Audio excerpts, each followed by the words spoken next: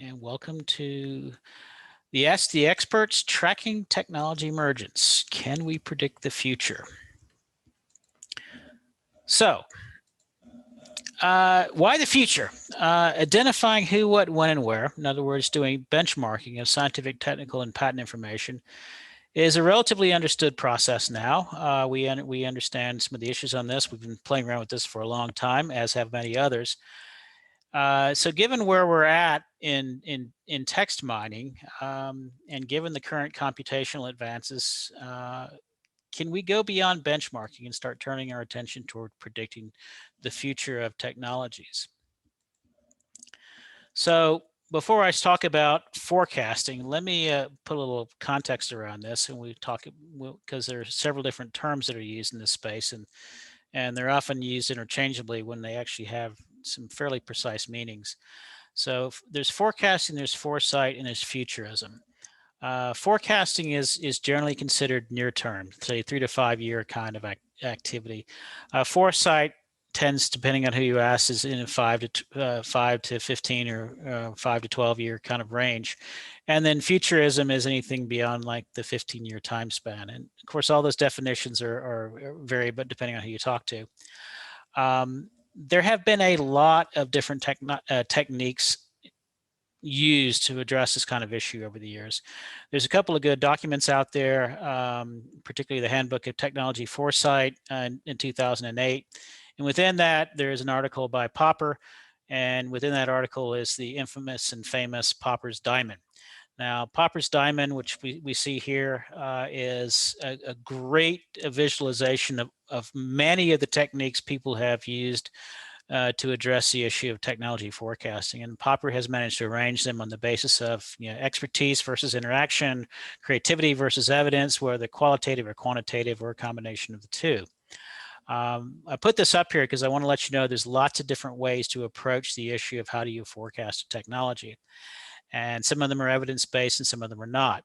Where we're dealing in VantagePoint with our technical emergence calculation is more toward the bottom of this pyramid, where we're dealing with more quantitative than qualitative. So you see bibliometrics and patent analysis and benchmarking and things like that. And that's what we're talking about when we're doing technical emergence in VantagePoint. And also, if you're all interested further on this, I'd also recommend the fedoramadnik article, which is actually a review, a working paper from MIT, which is a nice rundown of some of the approaches in this area with good explanation. Stuff has got a long history going way back. I won't go into the details of this, but I did want to point out, Motorola introducing technology road mapping in the 1970s. And then, particular, the activity by the Europeans in the 90s as they attempted to incorporate foresight into policy decision making, particularly as it relates to science. In 2004, there were a couple of little, well, 2004 and 2011, there were a couple of really significant events. One of them being the launching of the Future-Oriented Technology Analysis Working Group in 2004. The initial session was Alan Porter, who was our director of R&D, Brad Ashton, who ran the Society of Competitive Intelligence for a long time, Joe Coates, who is a well-known foresight expert, Mary McGee, who is probably the creator of patent analysis, and some really significant academic heavyweights such as Giorgio, Hal Lindstone, and others. Folks from the UK government in there as well, Ian Miles, and then folks from CWTS over in the Netherlands. But really great group of individuals coming together to talk about how we do forecasting. This meeting continued periodically over the years, the last session being in 2008. It's also been picked up by the European Commission Joint Research Center in Brussels, who are managing the event, and so the work continues. One of the outputs of this working group has been the Forecasting Innovation Pathways method, which is outlined in this book, which Denise Chevetter, our academic coordinator, and Alan Porter, our director of R&D, were involved in. Another huge event, particularly for us, was the 2011 FUSE program from IARPA, the Foresight and Understanding of Scientific Exposition. IARPA is the Intelligence Advanced Research Projects activity of the US government. And there they were able to bring together pretty much all the scientific and technical information. So the government acquired all this information, put it onto one central data repository, and then got 4 performer teams together to spend 4 years looking at all this data to see if they could come up with a way to understand and analyze technical information in a way that had never been done before. So let's take a step back, though, and say, what are we actually trying to forecast? There are kind of 3 main events, 3 facets of a technology that'd be really clever to get some understanding around. The first one, of course, is the aha moment.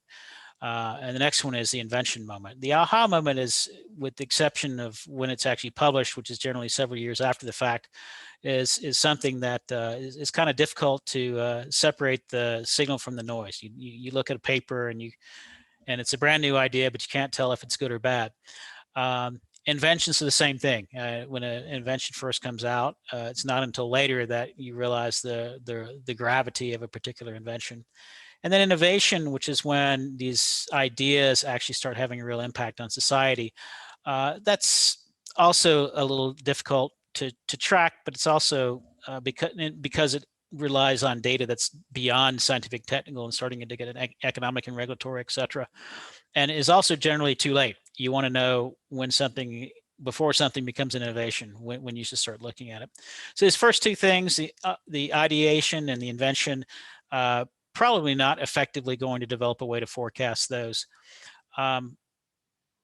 And the signal to noise issue is kind of the main component there. There's a team of Clavins and Boyack at SciTech Strategies. They've done some really interesting work on that, and they have access to the entirety of Scopus to play with, as well as a large collection of patent information. And so they're able to see things like there's about 15,000 unique ideas birthed every year, and most of those die. It's not that they die not because they're necessarily bad, they just die. And so that's one area of research that's ongoing is, why do good ideas not survive? And then how are we actually going to separate signal from noise when you've got 15,000 events happening per year and there's no way to tell whether or not they're going to stick around for the next few years? The last one of innovation, like I said, there's a lot of components involved.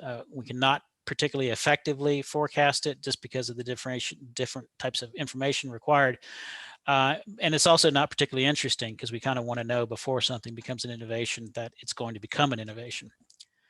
So what should we actually forecast? And this was something that the FUSE program spent a lot of time.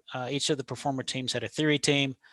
We were involved in one of the theory teams, so that's how we were familiar with the program. The program basically came up with this concept of technical emergence. So FUSE kind of created this thing and actually picked a phrase. They said we wanted to find a phrase that didn't have a whole lot of activity in Google before the program started, but basically use this as a concept to wrap some other ideas around in. And so they said, when we're looking at a technology that's going to emerge, instead of really defining what that means, let's look at some of the attributes of why technologies actually succeed. And so the thing that they came up with, and the interesting part is the 4 different performer teams kind of worked independently, and then the program manager at FUSE kind of synthesized all their activities together. And one of the interesting bits is that all 4 performer teams kind of independently came up with at least 4 measures in common. And those 4 measures were novelty, persistence, community, and growth. And I'll get into those in a bit more detail. But first, let's take a step back and look at quantum dots. These are the glowing quantum dots, are these little glowing vials of stuff. Quantum dots are important because we're all going to be carrying those around in our pockets in a few years. Basically, it's a new technology to replace LEDs, and it's going to replace it because it uses significantly less power to generate a much brighter screen than than current even OLED systems create.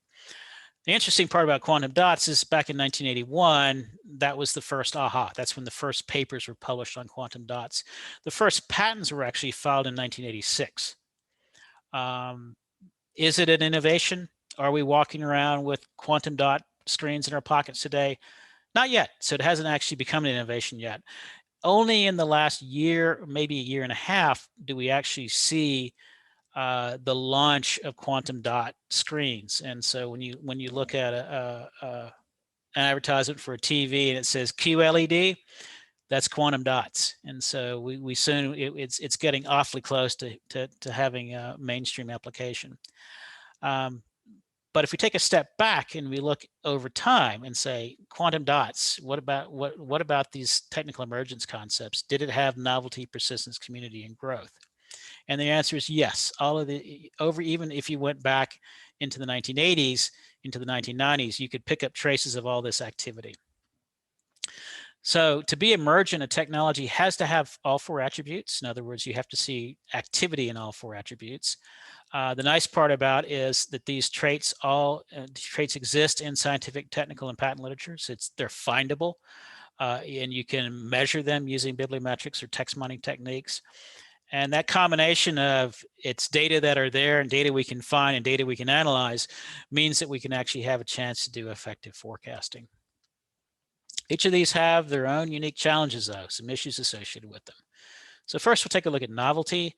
You can't really predict when a new concept is going to appear, but you can look at the past rate at which new concepts have appeared within a technology space.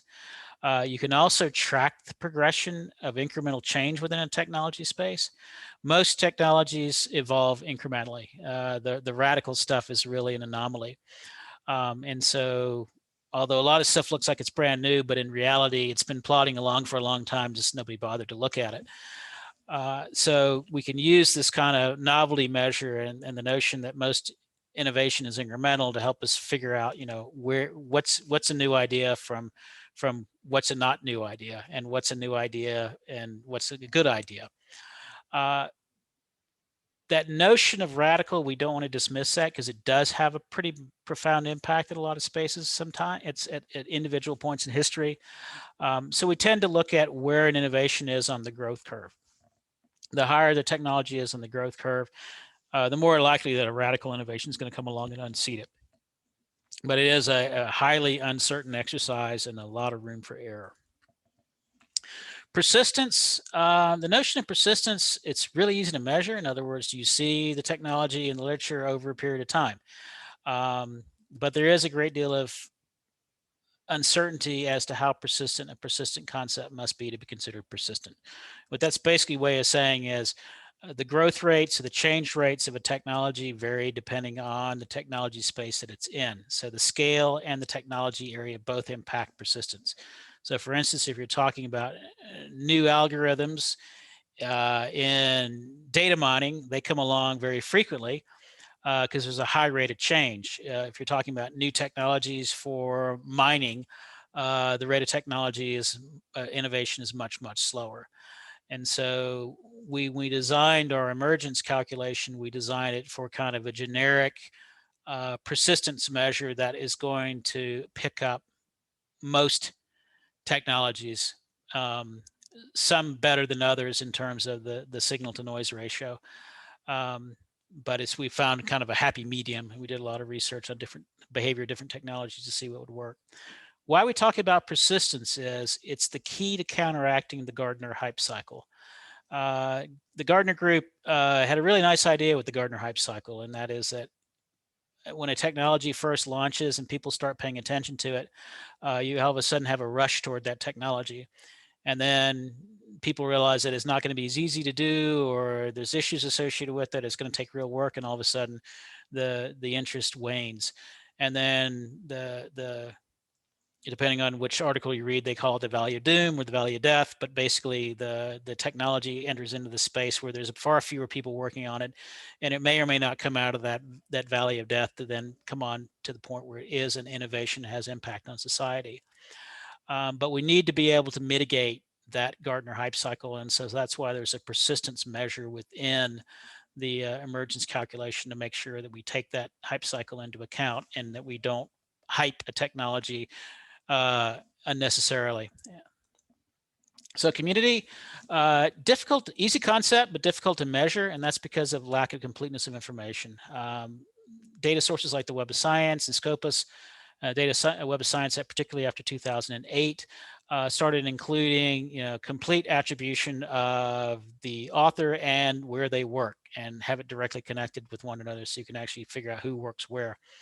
Other databases tend to only include the affiliation of the first author, so we know who they are, but we don't know where they're at for sure. Often these organizations are a bit messy. The individuals' names are messy as well, so this stuff does have to be cleaned up. But if you can get clean names and clean organizations, and you can definitely attribute an organization to an individual and vice versa, then we can use a lot of existing social network analysis approaches to understand and, in essence, forecast community growth. So we'll take us going back to Clavins and Boyack. One of the things that they found is that an idea doesn't live unless 5 or more people share it. We've also found some research along those lines, but basically an idea, no matter how good it is, doesn't work, doesn't continue unless other people pick it up. And the size of that community, there's still a fair amount of debate. I mean, like I said, Clavins and Boyack are pointing at 5. Some other people have pointed at 12. And it also may depend on the technology space.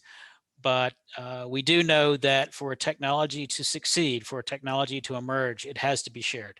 So in the emergence calculation in VantagePoint, we do check to make sure that no matter how frequently an idea is being discussed, if it's only being discussed by one individual, that's not going to work. If it's being talked about by 2 people, that's good. If it's being talked by 2 people at 2 different organizations, that's better. If it's talked about multiple people in multiple locations globally, that's even better. So that formation of community, that sharing of an idea, is absolutely critical to the emergence of a technology. So growth, measuring growth can be challenging in the fact that there's a lot of different dimensions of growth we can look at. We can look at growth within a technology space, growth within other technology spaces from one space to another, and growth within the community. And once identified, there are a variety of different ways to forecast future growth. The FUSE program, because it had access to everything, opted for a probabilistic model where they run multiple hundreds of thousands of simulations to predict what technology is going to succeed in the future. Because with VantagePoint, we're working with search results in a limited data set. The way growth is measured in our emergence calculation is with logistics curves. So we go through that S curve and we identify the patterns of the terminology usage and the growth of community, et cetera, to see where this would fit on a logistics curve over time. And that's why we have multiple time periods, so we can help measure that. Okay, sounds challenging. What are we actually going to do with all this stuff? With technical emergence, one of the best places to apply technical emergence is in technology scouting. And so this algorithm yields new ideas in a technology space and new partners, new people to talk to. So it's a way to quickly get at ideas and people that then an analyst can go through and do some human vetting to make sure it's a valid lead to follow up on. But it's much better than looking at several thousand scientific abstracts and say, where do I start? On this technology scouting, we would go through and start with a broad search in a general technology area of interest, and then we would cover patents, publications, any other relevant sources. We even looked at things like Twitter. And the search we recommend the search have a back file of at least 10 years. Now that 10 years thing is actually really just 10 time periods. We suggest 10 years because we did a series on a bunch of different technologies and said, what is the time range you need to actually capture effective signal from the most amount of different technologies without having to tune this to a specific technology? And 10 is what we came up with. There's some technology spaces where you need much less than 10. And there's some technologies, even a few outliers that, even if you have 10 years, it's not going to give you enough signal to really figure out what's going on. Some technologies move very, very slowly. But we like to have the 10 time periods when we're dealing with science and technology. If you want to apply this to other things, 10 time periods. So for instance, right now we're working on a project looking at COVID. And of course, there we're just looking at 10 months as opposed to 10 years. So the emergence calculation is looking at the words, the concepts, and our proxy for concepts are the natural language phrases coming out of VantagePoint. These are the nouns and their modifiers. And then we also have the new refine NLP function that takes those native NLP phrases and cleans them up before you do the analysis. And then we also have the ability in the refine NLP for the analyst to add additional terms that they want removed from the analysis. Using a my keyword and adding it to an exclude list. And this allows you to very quickly kind of let the computer take a pass at removing noise, and then the human can take a pass at removing noise, and then you get results out of it that are a lot cleaner than if you were just working with the raw phrases going in. The emergence calculation uses the first 3 time periods to benchmark the normal behavior in the space. What are words that are normally associated with my search result? And then it takes the last 7 years and analyzes those and looks for those patterns in those logistics curves. And so it analyzes for novelty, persistence, and community growth in the last 7 years. And then it focuses on the last 3 years, the most recent 3 years, to calculate the emergent terms. So it is a little messy. I mean, the terms you're feeding in, they're NLP phrases, can be noisy. So we do recommend the refined NLP and the additional step of a human going through and saying, chucking out some terms that they know will add noise to the set. It is very sensitive because you are analyzing the last 3 years. So if your last year is a partial year, we do have a flag to allow you to ignore the last year. So for instance, if we were running a search today and we had data from 2021, you would want to ignore 2021's data because you've only got 1 month of data here in January and part of February. The algorithm doesn't respond well to term echo. So if you're running with patents, you want to turn it into families first. And it really works best with literature. On patents because of the selection of the representative family.